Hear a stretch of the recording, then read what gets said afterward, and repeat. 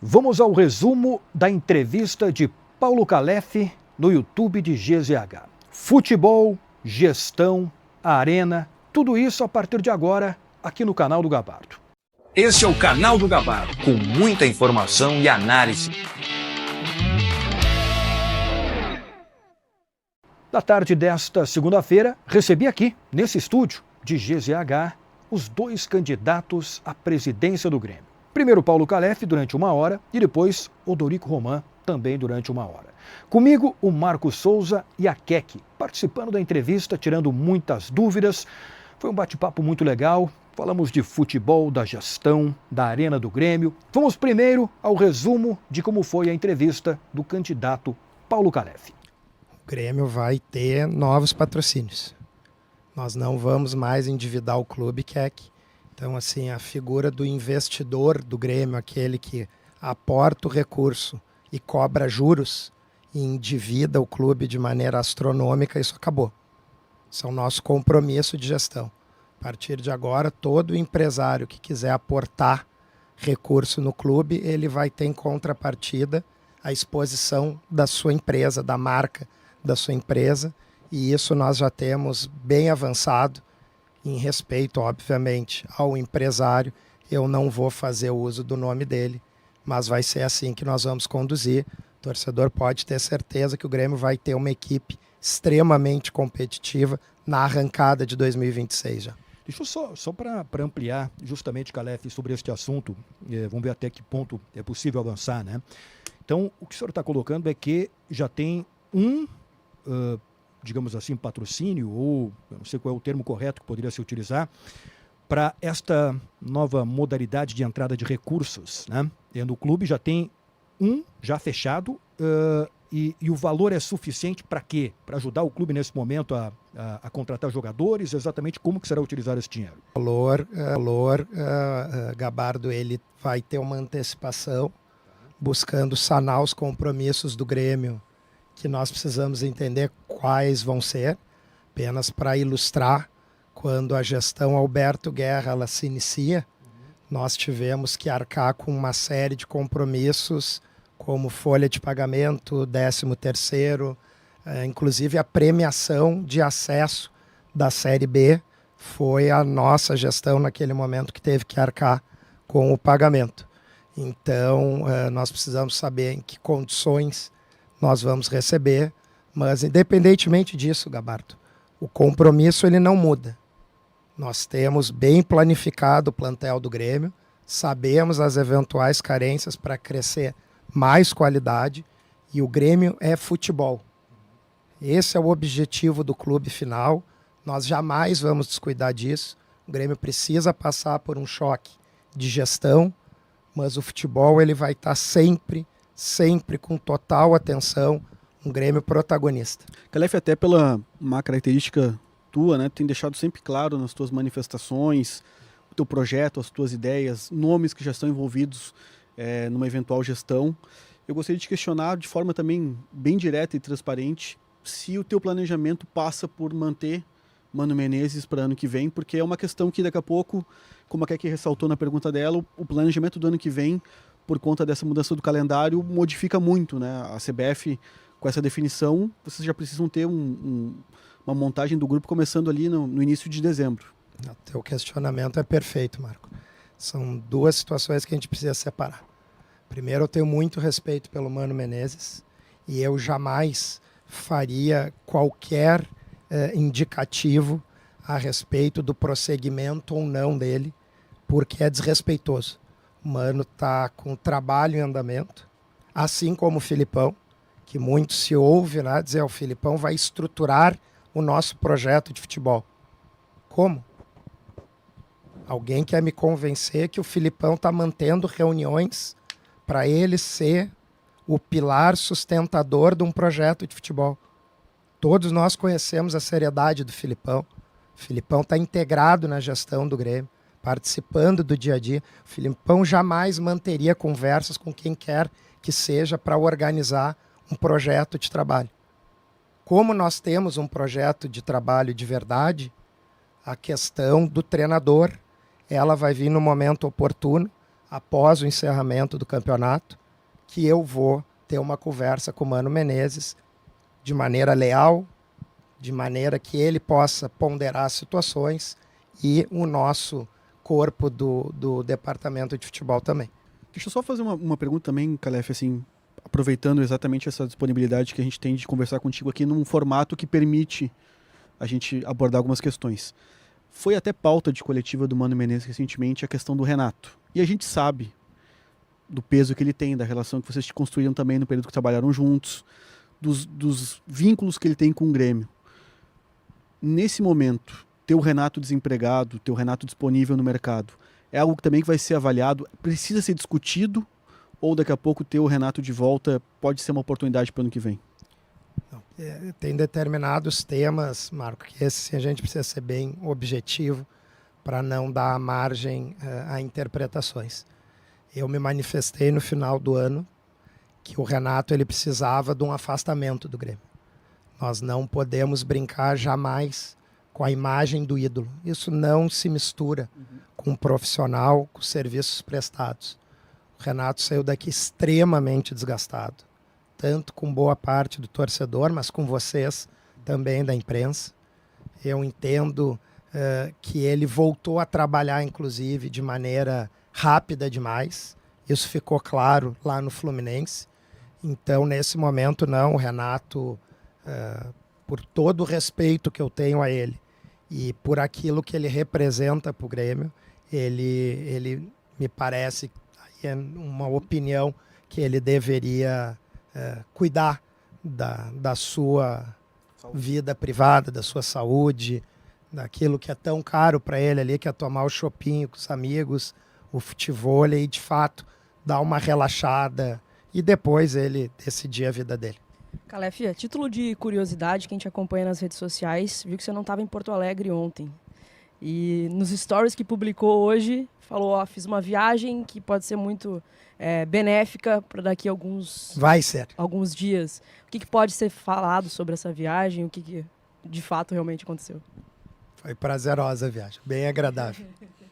Não sei se é esse o tema, naturalmente eu ia perguntar, mas acho que a gente já pode entrar no assunto, né? Não sei se foi sobre isso a viagem, mas é um assunto que gerou uma enorme expectativa.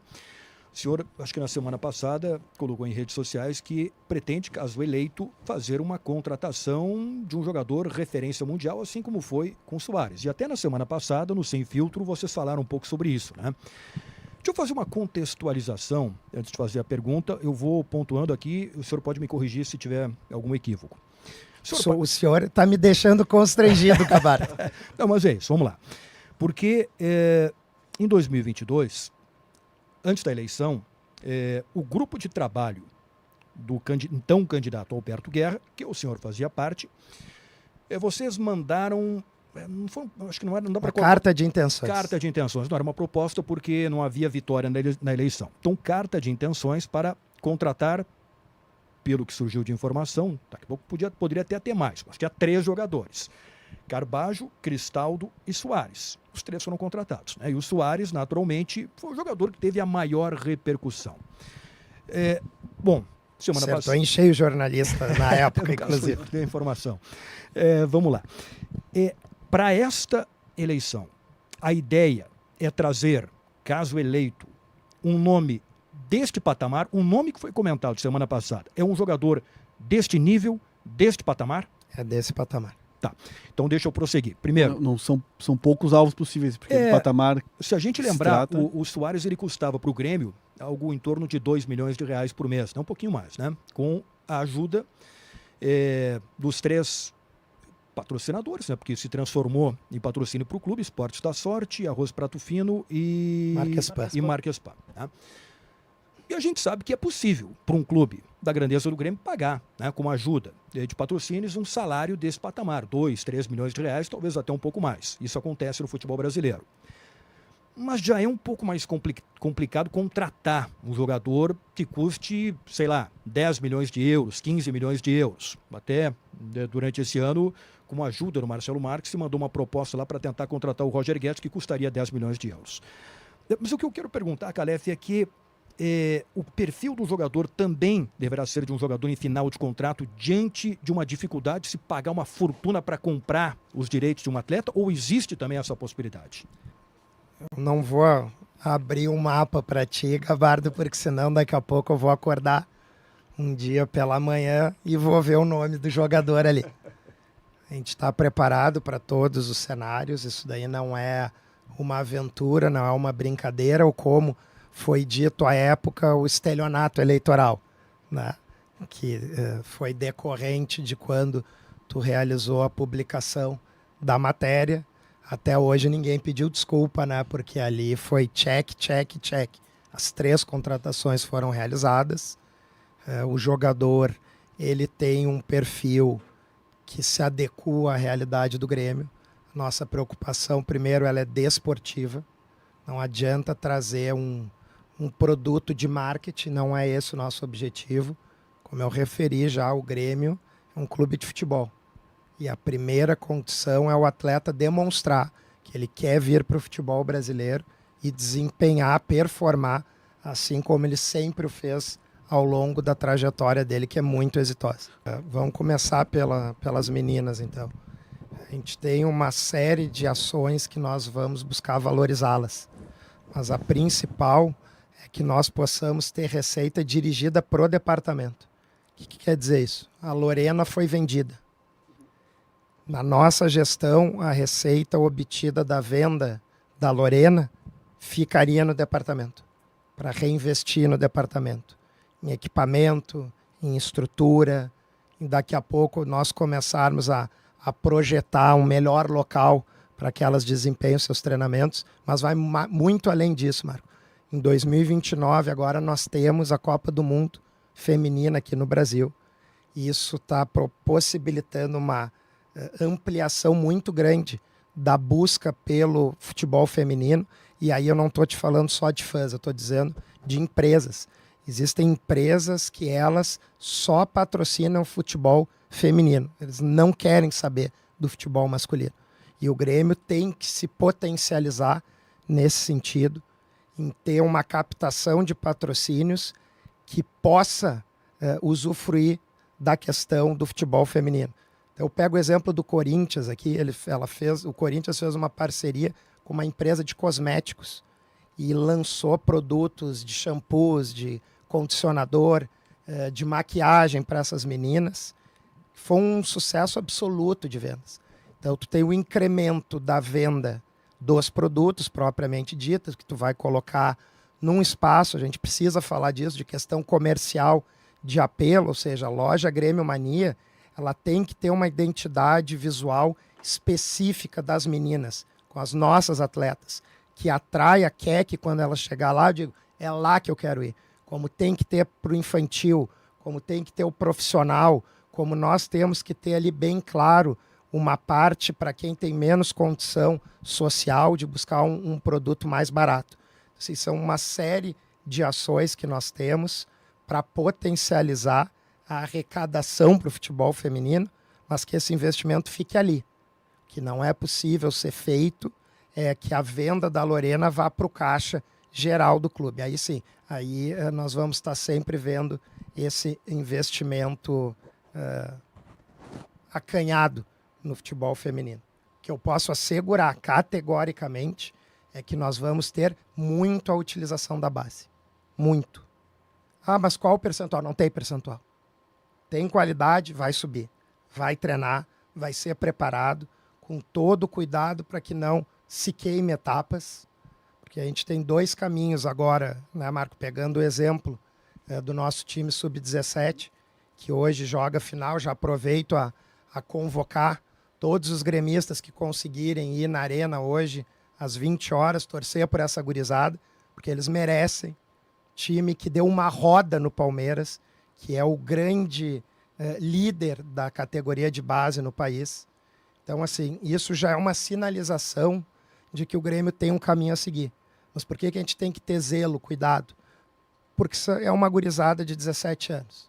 Então, daqui a pouco eles vão começar a ficar cheio de amigo, daqui a pouco eles vão começar a ficar mais bonitos do que eles realmente são, e a gente sabe como é que essa coisa vai para o futebol. E aí é que entra a gestão. Aí a importância de tu ter gente tarimbada no departamento de futebol que conheça e saiba jogar essas peças, porque daí é o seguinte, essa gurizada vindo a somar a um elenco com contratações pontuais, o Grêmio vai ser protagonista, eles vão entregar primeiro, isso é compromisso, o Grêmio não vai mais fazer venda para tapar buraco financeiro. Não vai. O Grêmio vai fazer um negócio que ele, Grêmio, definir que é o seu valor. Quando um clube chegar e sinalizar uma oferta do valor que nós estabelecermos, bom, aí nós vamos chamar uma coletiva, vamos explicar para o nosso torcedor que o atleta foi vendido por determinado valor. Isso é um compromisso de transparência também, que nós vamos implementar para acabar com essa obscuridade que nós temos em transações.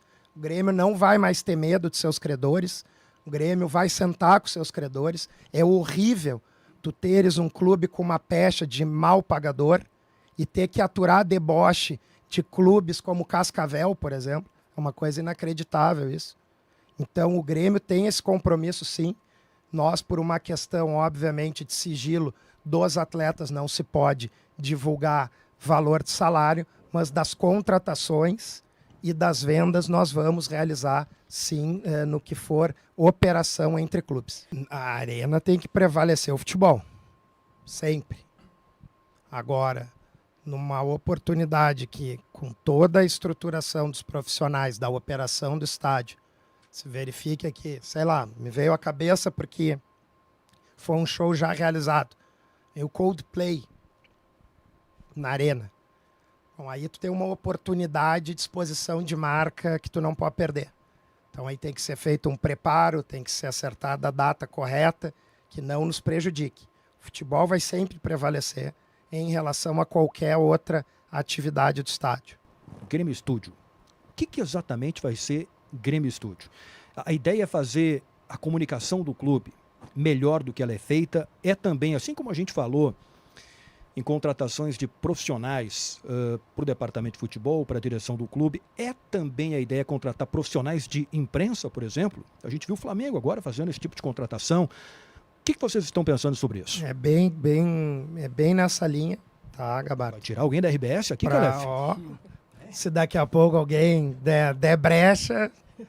Olha lá, o Tchê não gostou da brincadeira.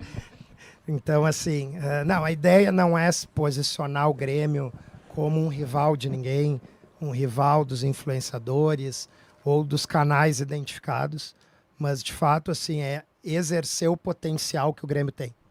Então, é uma mescla aqui de uma Flá TV, de uma Cazé TV, em termos das transmissões de jogos, mas também vai ser uma coisa bem maior, Gabardo, em termos, inclusive, de produção de séries.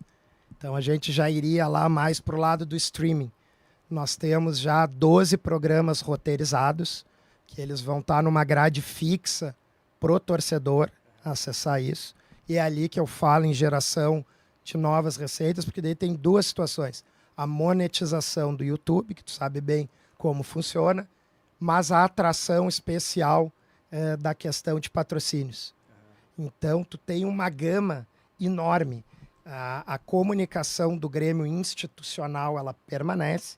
A Grêmio Studios, ela veio como um novo braço de produção de conteúdo do clube, que hoje não existe. Ela abarca, para não deixar dúvida, a Grêmio Rádio, a Grêmio TV, todas essas situações, mas ela veio com uma roupagem agora muito maior e muito mais modernizada. A prioridade, né? A gente viu, por exemplo, que agora teve investimento na manutenção do gramado e o gramado melhorou significativamente em relação ao que apresentava. Até para potencializar essa questão daqui a pouco de fazer shows, fazer outros eventos, a ideia é ter gramado artificial ou manter o campo natural? De jeito nenhum gramado artificial. Está descartado, Tamar.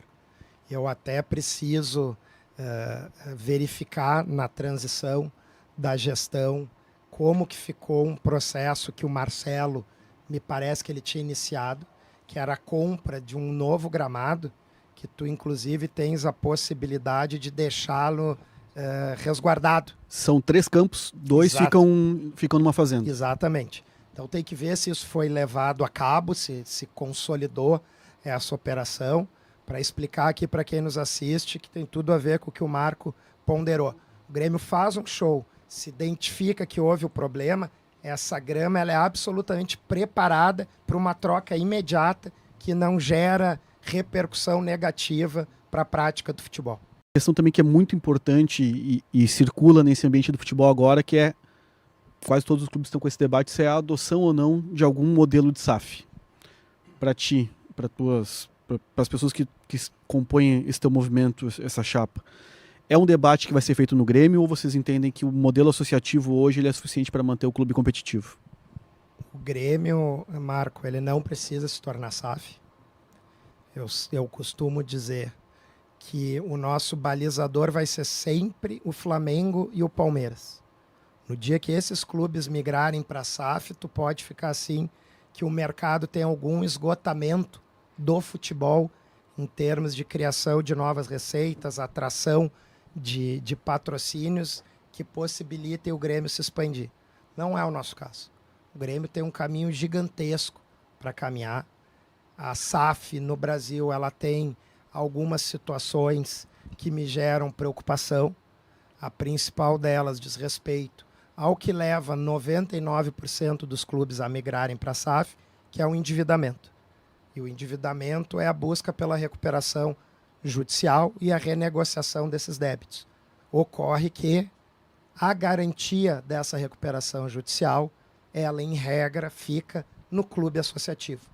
E daqui a pouco, se essa empresa criada ali, esse recorte, departamento de futebol, o investidor diz assim, gastei 400 milhões, isso aqui para mim não faz diferença. Tchau, vou embora. Isso aí a gente ainda vai ver o Botafogo passar. Então, eu tenho muito resguardo com a questão do SAF, fora o dado concreto. No ano de 2025, nenhuma, não é que teve uma, nenhuma SAF teve resultado financeiro positivo no país. Conselho de administração voltado para uma administração corporativa, sem vinculação com politicagem. Politicagem essa que fez o Marcelo Marques abandonar o clube e que aqui eu registro novamente meu abraço, a minha solidariedade a ele e que nós, na nossa gestão, vamos resgatar o Marcelo. Mas não para o Marcelo vir com cifras, mas para o Marcelo contribuir como gremista num conselho consultivo que nós vamos ter de grandes empresários gremistas que vão contribuir com a gestão sem aparecer, porque esse é meu compromisso com cada um deles. Você acompanhou o resumo da entrevista de Paulo Calef no YouTube de GZH. A entrevista na íntegra está lá. É só entrar no canal de GZH que você acompanha 1 hora de bate-papo. Valeu, pessoal! No próximo vídeo, vamos conferir como foi o resumo da entrevista do candidato Odorico Romano.